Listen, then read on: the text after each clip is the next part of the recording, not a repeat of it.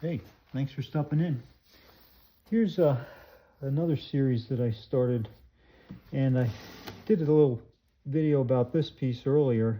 I think I'm done with it now. Not quite sure. It's St. George Slays the Dragon, and I do like the way it came out. Here's his chopstick lance. So this morning then, I took some other illustrations from that calendar, and isn't that beautiful? And what I did was I had all these canvases left over, or a stack of them anyway, from my ninth graders back in around the millennium. I think it was 1996 probably, or 5.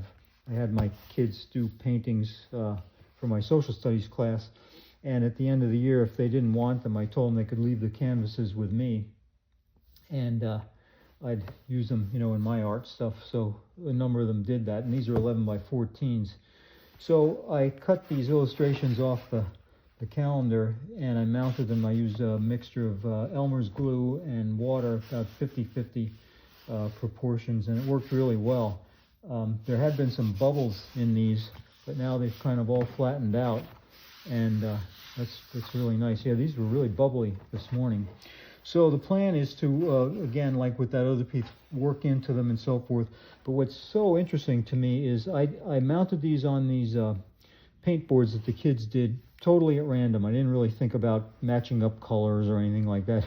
But the way they turned out, I really love the borders with the colors that are in the piece, right? I mean, it just seems to work for me. That coloring there, I really didn't think for a second about doing this, but this one has the blue in there, and that's got that blue.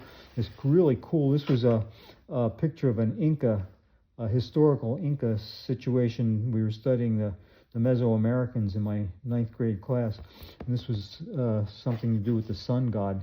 And I think I'm just going to leave that there and maybe enhance it a little bit. But I just love the way these turned out. I'm almost reluctant to do anything with them, but that remains to be seen. Even this one, which is just kind of, I had painted over with some gesso to kind of prepare it a couple of years ago and let it sit around. I even kind of like the way that came out, and this one as well.